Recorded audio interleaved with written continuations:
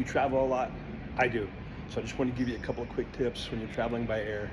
So in my opinion, one of the easiest and best things you can do for situational awareness and paying attention when you're traveling is proper seat selection when you're flying. Are you able to select your seat? And if so, what are you doing? Are you doing the aisle, the middle, or the window seat? Some airlines actually don't assign seating. It's based on when you arrive.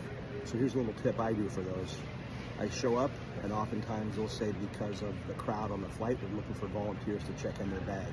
I always volunteer to check in my bag, and that sometimes gives you a little bit of a pre-boarding status so you can jump on ahead of everyone else, or at least ahead of where you would have normally been back in the queue.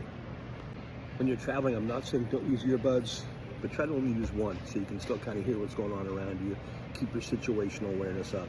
As you're walking through, pay attention to those that are looking at you, looking at your bags.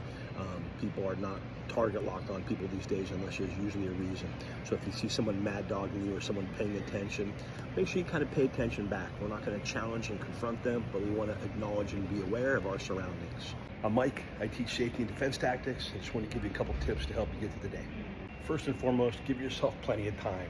Do not race the clock. Give yourself enough time to deal with the lines, security, checking in, and of course, airport traffic. Okay, keep it simple. Number one, always keep your bag and your luggage near you. Do not leave it unattended. You don't want it stolen, and you don't want anyone putting anything in your bag that's not supposed to be there. That's an easy one. Having a basic knowledge layout of where you're going absolutely helps. Before I go anywhere, I always Google the location where I'm staying. I try to get a street view of the hotel, and I absolutely try to make sure I know where the Uber pickup or the taxi pickup is once I get there. But for me, situational awareness while on the plane is pretty important. I know most people like to sleep, and eventually when I'm comfortable and depending on where I'm at, I do. However, if we go back to the days of 9/11, that entire tragic event was started from a few guys with box cutters on an airplane.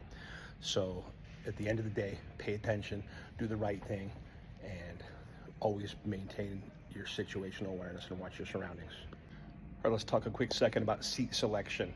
For me personally, I always do the aisle seats. I like to be able to get up. I like to be able to move. If I have to jump up and respond or do something, I always want to be able to have the aisle seat. In addition, when I'm selecting where I'm sitting, I'm doing one of two places. I'm either doing one of the exit aisles or I'm doing the rear of the plane. I like to be in the rear of the plane so I can see the entire aisle. I can see people coming up and down, not a whole lot going on behind me. The first thing I do is count how many seats between my seat and the exit aisle. So if something does happen and the plane happens to go down, or there's a power outage, or we even have to do an emergency landing, I know how many seats are between me and the exit, going forward and going back. So if it's